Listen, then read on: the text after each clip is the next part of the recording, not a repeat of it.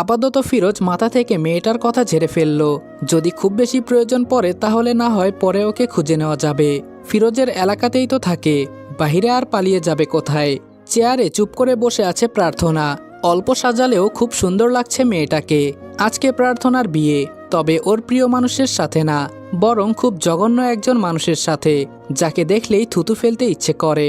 কিন্তু প্রার্থনার কিছু করার নেই, ওকে বিয়েটা করতেই হবে। ফিরোজ এগিয়ে গেল প্রার্থনার দিকে। প্রার্থনার কপালে পড়ে থাকা চুলগুলো হাতের আঙ্গুলের সাহায্যে কানের পিঠে গুজে দিল। ফিরোজের নোংরা ছোঁয়ায় প্রার্থনা চট করে উঠে দাঁড়ালো। ফিরোজের থেকে দূরত্ব বাড়িয়ে বলল, কি করছো? বেরিয়ে যাও আমার ঘর থেকে। ফিরোজ প্রার্থনার দিকে এগিয়ে গিয়ে বলল, আমি জানি তুই এই বিয়েটা করতে চাস না, তাই তো? প্রার্থনা বলল, আমার উত্তর শুনেই বা কি করবে? সেসবের তো কোনো মূল্য নেই তোমাদের কাছে। ফিরোজ বলল, জানিস প্রার্থনা, তোকে একমাত্র বাঁচাতে পারলে আমিই পারবো। তোর জন্য আমার বড্ড মায়া হচ্ছে। সত্যি তো, আমার বুড়ো ভাইকে বিয়ে করা অত সহজ না। তুই চাইলে আমি তোকে বাঁচাবো। তোর ওই প্রেমিক আছে না, যে তোকে আমার ভয়ে ছেড়ে চলে গিয়েছিল, ছেলেটা কিন্তু বেশ ভালো, তোকে ভালোবাসে, তবে আমার ভয়ে টিকতে পারেনি। আমি ওর সাথে তোর বিয়ে দেব, তাহলে তো তুই খুব খুশি হবি, তাই না? প্রার্থনা খুশি হতে চেয়েও হতে পারল না, কেননা ফিরোজ স্বার্থপর, নিজের স্বার্থ ছাড়া কখনো কিছু করবে না। সেখানে আজকে কোনো কিছু প্রার্থনার থেকে না নিয়ে বিয়েটা ভেঙে দেবে, এটা তো কখনোই হতে পারে না। নিশ্চয়ই এর পেছনে বড় কোনো উদ্দেশ্য আছে। তবে একটা বিষয় আজকে নিশ্চিত হলো, প্রার্থনার ভালোবাসাটা মিথ্যে ছিল না। ফিরোজের মুখ থেকে সাহিত্যের ব্যাপারে শুনে খুব একটা অবাক হয়নি, কেননা অনেকটা তো আন্দাজ করেই নিয়েছিল এই ব্যাপারে। আজকে শুধু নিশ্চিত হলো। প্রার্থনা বলল, কেন করেছিলে আমার সাথে এমন একটা নোংরা কাজ?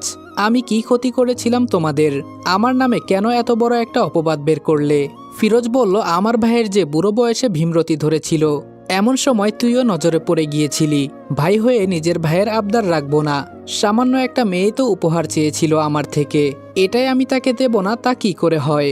তবে হ্যাঁ, তুই যদি এখন আমায় সাহায্য করিস তবে আমি এই বিয়েটা ভেঙে দিয়ে সাহিত্যের সাথে তোর বিয়েটা দিয়ে দেব। প্রার্থনা সন্দেহী গলায় বলল, সত্যি বলছো নাকি মজা করছো? আমার অনুভূতি নিয়ে খেলছো, তাই না? ফিরোজ হো হো করে হেসে উঠে বলল, মজাও করছি না, তোর অনুভূতি নিয়ে খেলছিও না। সাহায্য করব তোকে, আমি সত্যি বলছি তোকে সাহায্য করব, কিন্তু বিনিময়ে তোকে আমার একটা উপকার করতে হবে। প্রার্থনা বলল, কি উপকার?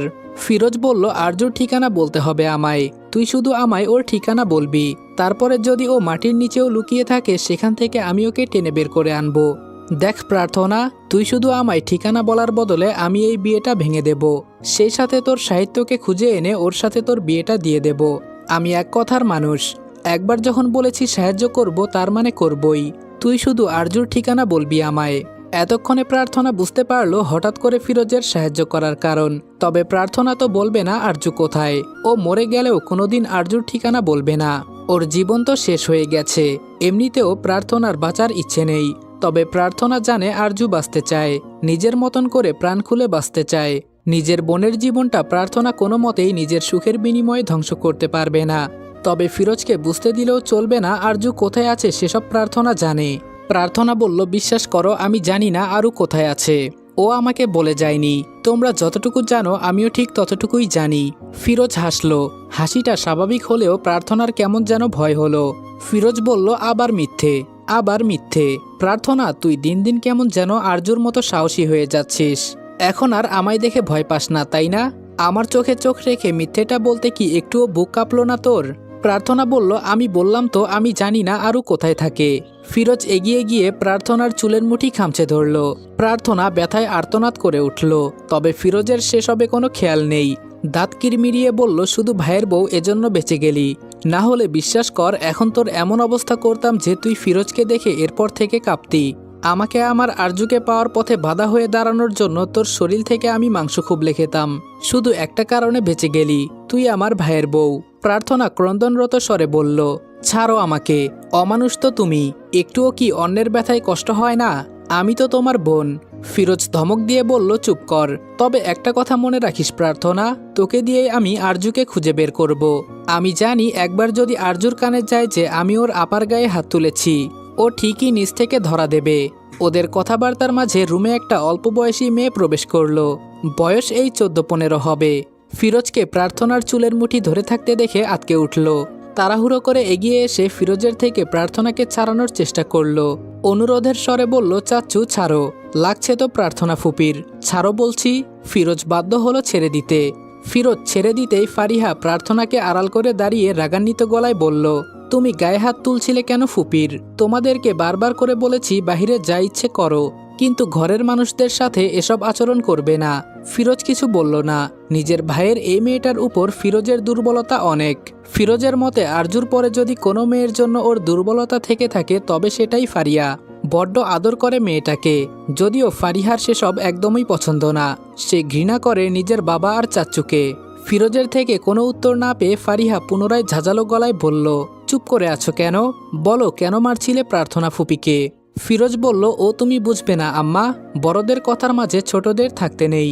ফারিহা বলল, তাহলে তোমরা বড়রা আমাদের ছোটদের সামনে এমন সব কাজ করো কেন, যার জন্য আমাদের তোমাদের বড়দের কথার মাঝে ঢুকতে হয়? তোমরা এতটা খারাপ কেন বলতে পারো আমায়? তুমি জানো স্কুলে আমার ফ্রেন্ডরা কত খারাপ খারাপ কথা বলে তোমাদের নিয়ে, বাবাকে নিয়ে কত খারাপ খারাপ কথা বলে।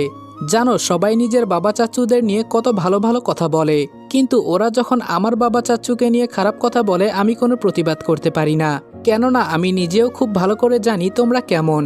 রাগে ফিরোজের চোয়াল শক্ত হয়ে এলো। হাত দুটো মুষ্টিবদ্ধ করে নিজের রাগটুকু নিয়ন্ত্রণ করার চেষ্টা করলো। ঠান্ডা কণ্ঠে ফারিহাকে উদ্দেশ্য করে বলল, কে খারাপ কথা বলে তোমায়? কার এত বড় সাহস যে ফিরোজের আম্মাকে অপমান করে? একবার শুধু বলো আম্মা, সব কয়টার মুখ বন্ধ করে দেব। ফারিহা ধমক দিয়ে বলল, চুপ করো চাচ্চু, তোমরা কেন বোঝো না তোমাদের নিয়ে এসব কথা শুনতে আমার খুব খারাপ লাগে। কতজনের মুখ বন্ধ করবে তোমরা? এই পুরো এলাকার মানুষ জানে যে আমার বাবা চাচ্চু খারাপ লোক, তোমরা বোঝো না আমার খারাপ লাগে এসবে? ফিরোজ ফারিহার মাথায় হাত রেখে বলল, কষ্ট পেও না আম্মা, আজকে তোমার বাবা চাচ্চুর ক্ষমতা আছে সেজন্য লোকে খারাপ বলে, এক সময় যখন ক্ষমতা ছিল না তখনও খারাপ বলেছে। তাহলে যখন সব অবস্থাতেই মানুষ খারাপ বলবে তাহলে ক্ষমতা ছাড়বো কেন? বরং তুমি দেখো এই ক্ষমতার জন্যই তোমার সাথে কেউ কোনো অন্যায় করতে পারবে না। একদিন এই ক্ষমতা ছিল না বলে অনেক অন্যায় হয়েছে আমাদের সাথে।